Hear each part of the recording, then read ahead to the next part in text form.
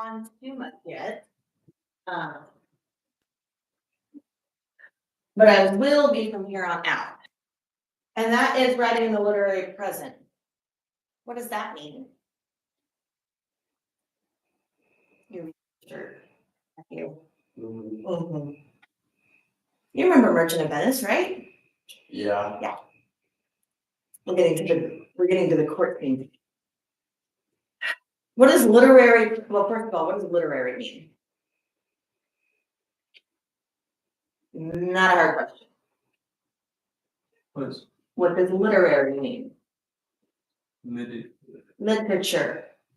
Present means now.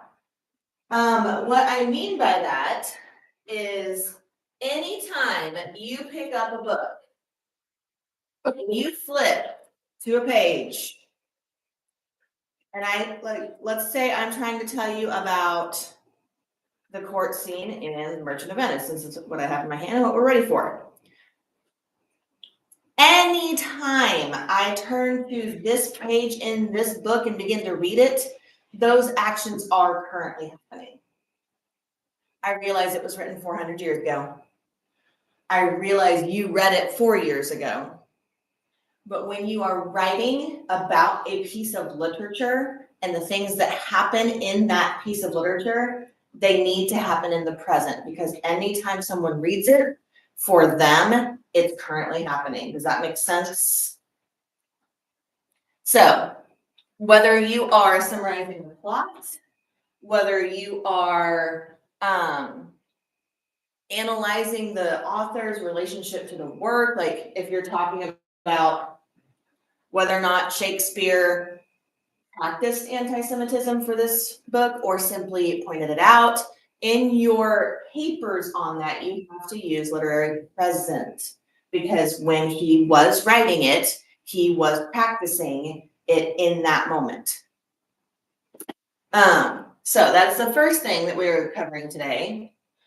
So an example, if you were writing about The Raven by Edgar Allan Poe for a paper for class, you would not use past tense. In The Raven, Edgar Allan Poe wrote about a talking bird. The bird spoke to the main character and repeated the word nevermore. Problem is if you read it, the bird is speaking. It is repeating. And the writing is still here in that moment. So Edgar Allan Poe writes about a talking bird who speaks to the main character and repeats the word. So we're good on that. It's the easiest thing we're covering today. When you write about Hamlet going forward, because we're going to have several essays on Hamlet, make sure you are writing in the literary present, because I will grade you on it at this point, now that we've gone over it. Moving on, we're going to sort of review how to cite poetry correctly and show you how to cite drama correctly. Now, most of you, we touched on this 4 years ago, so it shouldn't be new news. First of all, when you use an in-text citation for a play, same as always, author, page number. Okay?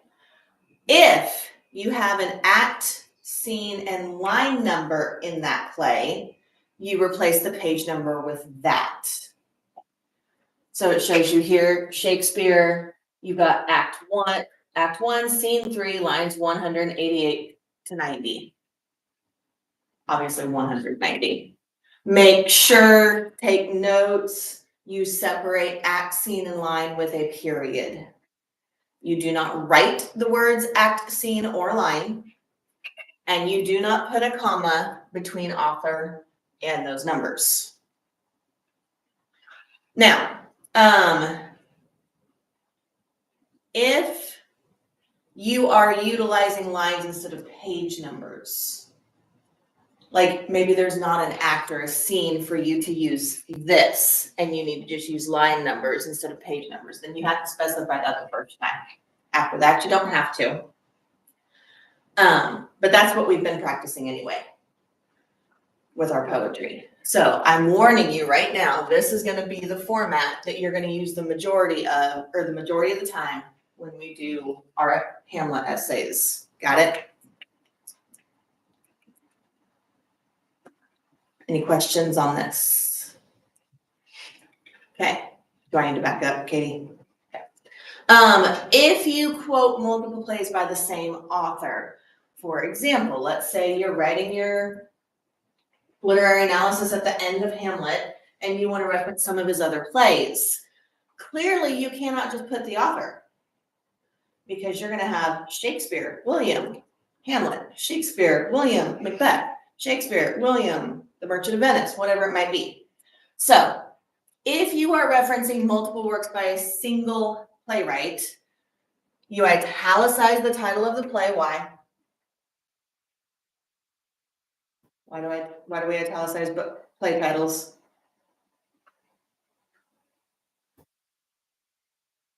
What format is this in? It's in a book form. Always italicize the big one. So in that instance, if you are quoting a specific play by that playwright, you need to designate which play it is. That is the only time you're allowed to use the title, is if you are citing multiple plays by the same playwright. I am not going to make you do this. This is sort of an advanced thing. But after you use a reference to a play title once, you can shorten it. You can abbreviate it. But that's just an advanced tidbit for the future. Now, if you are quoting dialogue and you are quoting multiple lines, we'll come back in a second to if you're not doing multiple lines. But if you are doing more than 3 lines, or you are doing different people talking, you have to format it like the play script does. So you better write these formatting things down, by the way.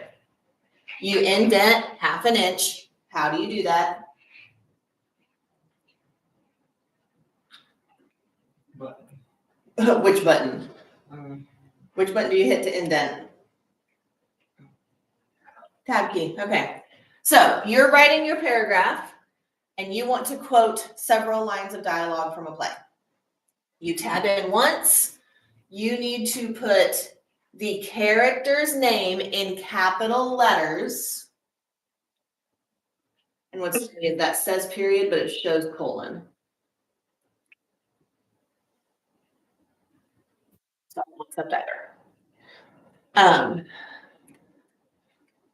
If their line that they are speaking has to extend and word wrap to the next one, you have to indent that an extra tab before you move on to the next. Does that make sense? You see how they're speaking and it moves anything they say underneath their name. Are we good on that? Do we understand that? You're all giving me very glassy-eyed looks right now.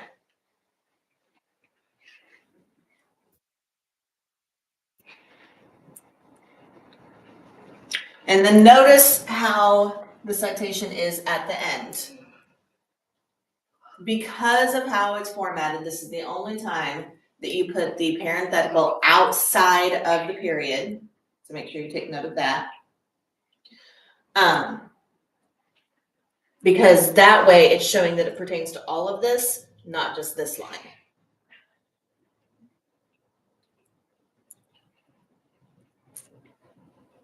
So those are the 4 things you have to remember. You indent once, put the character's name in capital letters, follow it with either a period or a colon, give their line. If their line wraps to the next line, you indent again, and then parenthetical at the end outside the punctuation.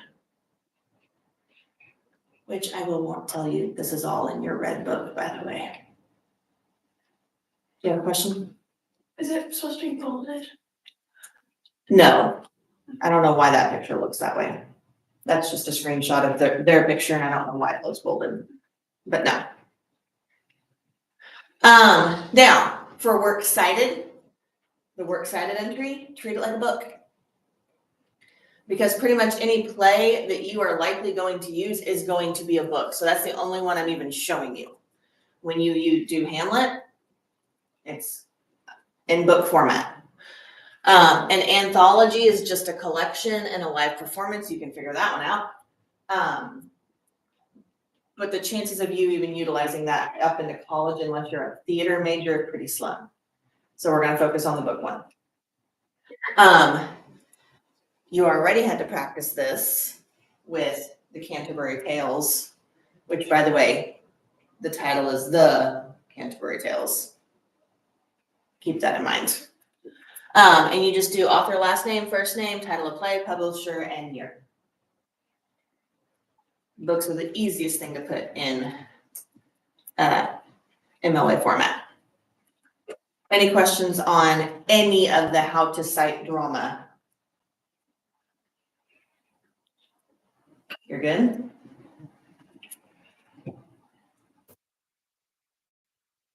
Do not forget, which means pay attention, because Hamlet is written in poetic verse. You have to separate verse lines with a slash mark within the standard text formatting of your paragraph. So if you quote part or all of a line of a verse, put it in quotation marks, just like you do a line of prose, you can only incorporate up to 3 lines this way.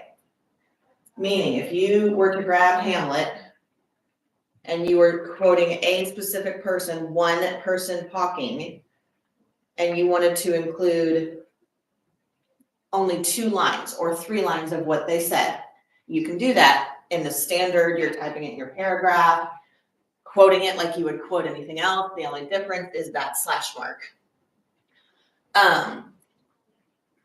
Remember, it's space between each line. Some of you did not do that on your Partner's Tale prologue stuff, so make sure you're doing it this week when you quote the Partner's Tale. If you do more than 3 lines, that's considered a block quote at that point, and you need to follow the formatting I just showed you.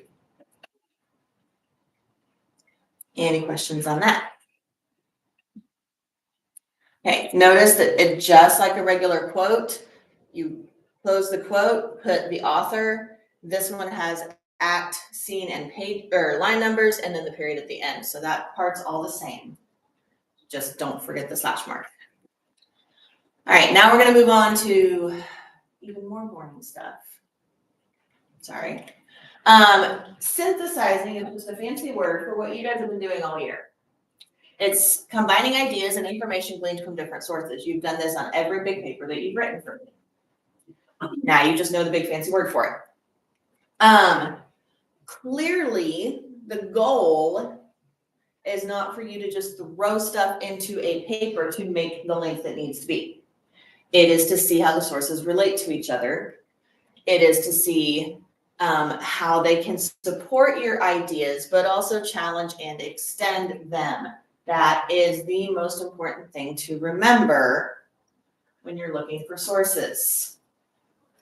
Echo chambers are not what colleges are interested in. They want to see that you can think on your own, which means you need to be able to respond to challenges. So make sure you remember that.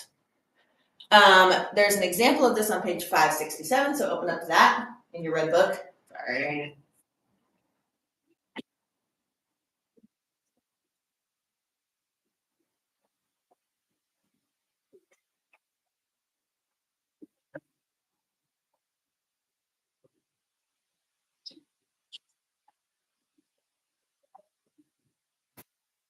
You will see there that separated paragraph synthesizes the Martin Luther King letter that you read now, hopefully, considering you can click on it, with some other sources. So what I want us to do first is I want us to go through, hang on, let's save this. Okay, no. This was there's a, you guys break into groups thing, and then there was a big group thing. I was reminding myself which was which. So Let's find in that paragraph that you now have in front of you examples of quotes. Those are pretty easy. Where do you see quotes? Make it harder. Where do you see quotes from Martin Luther King?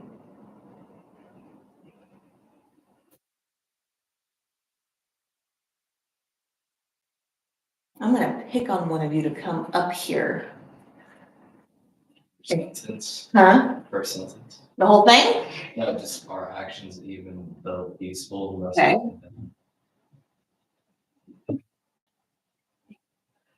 Okay. Now, tell me some other quotes you see.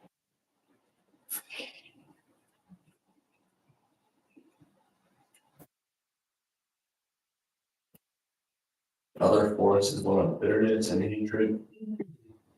And it comes perilously close to advocating violence. I wasn't even just asking just for King at this point. But okay. Almost every other line, yes. Notice we have safety valve argument. We have Gandhi saying, non-threatening warning of worse things to come.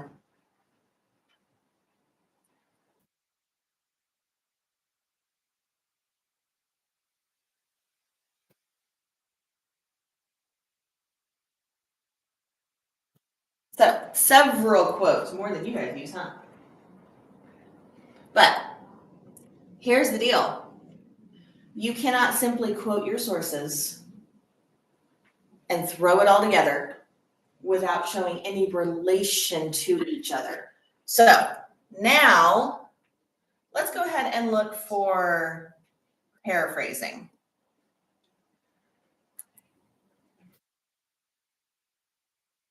Paraphrasing is when the writer of that paragraph takes a specific thing that a source said, but says it in their own words. So it's not a direct quote, but it's basically a limited scope topic from that source. Where do you see that at?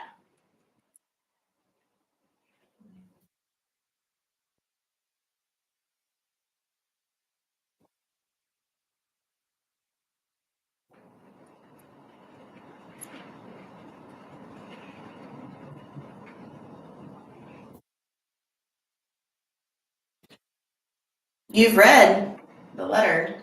You should be able to pick up on large section summaries versus small section paragraph or paraphrases. Give it a shot.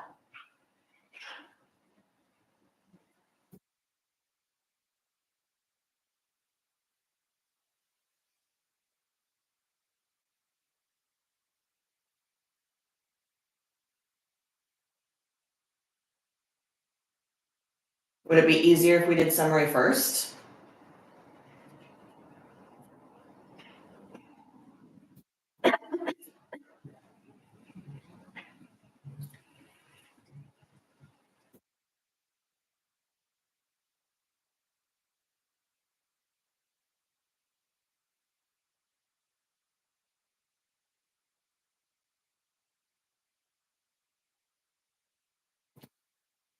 Okay, what's the big point of that letter?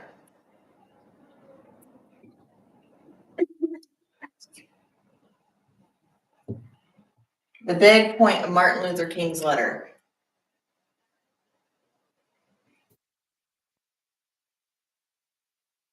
Get like people to like join as like on and stuff, like Okay. his actions. But what did he talk about? You said explain his actions. What do you mean? Like all peaceful protests. Virgin said that like that's not a really good about it stuff. Why is So- it disrupting peace? Do you see a reference to that in there? Where?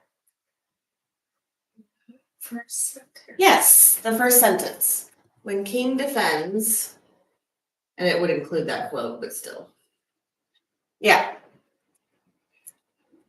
That's summarizing the majority of that letter, or at least the excerpt that we read. Now, notice all of this from here to here is not referencing Martin Luther King. So there's no way for you to know if it's summarized or paraphrased. Let's look at this. Because we come back to King. King similarly makes clear that advocates of actions more extreme than those he advocates are waiting in the wings. Do you think that's a summary of the whole thing or a paraphrase of a small part?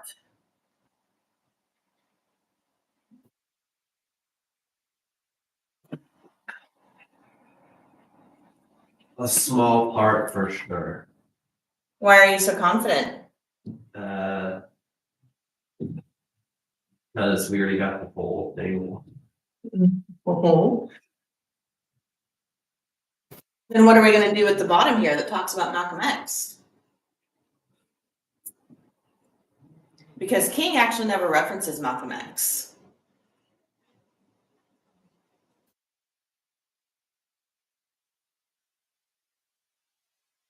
He didn't have to. His readers would have known who he was talking about when he was criticizing the violent protests.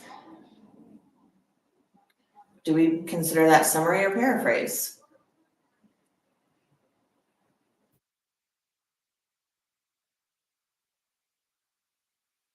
Maybe we have to label that something altogether different.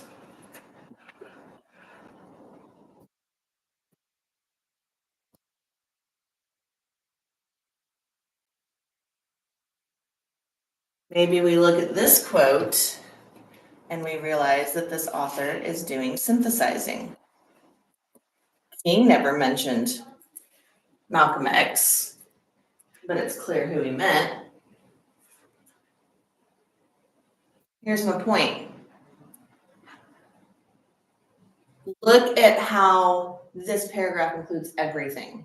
There's summary, there's paraphrase, there are direct quotes, there's analysis, there's connecting the sources to each other. Make sure that when you use sources, they connect. You connect them.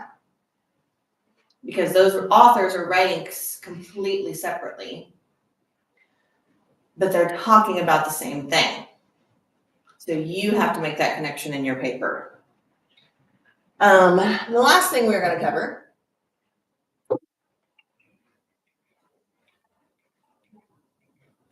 that's your checklist for synthesizing. Please remember to do this every time we read. Use a combination of quotation, paraphrase, and summary. Now we're going to look at questioning, because typically, especially in here, it feels like I ask you questions. Part of that is to gauge your foreknowledge. Part of that is to make sure you're engaged in what we're going over. And part of that is to help you understand. It works so much better if you ask the questions. So if you are reading a source, write down questions you have. Because you will remember the reading better than just summarizing it in your mind or summarizing it on an annotation. So we're going to practice. Get into groups of 3. That doesn't even work, does it? 2, 4, 6, 8, 10. Get into groups of 2. Right. Ha, ha, ha. One of the boys have to split up. You can't. Can you put up with him? Yeah.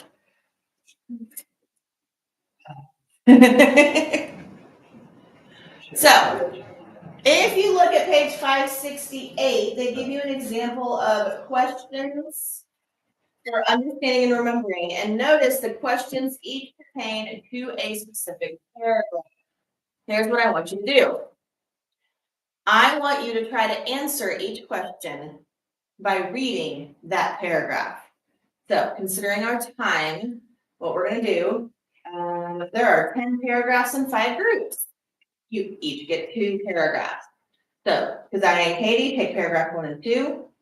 Trey and Kyle take 3 and 4. Ava and Allison, you've got 5 and 6. Caleb and Tierney, you've got 7 and 8. And Leo and Isaac, you've got 9 and 10. Go find the answer to the question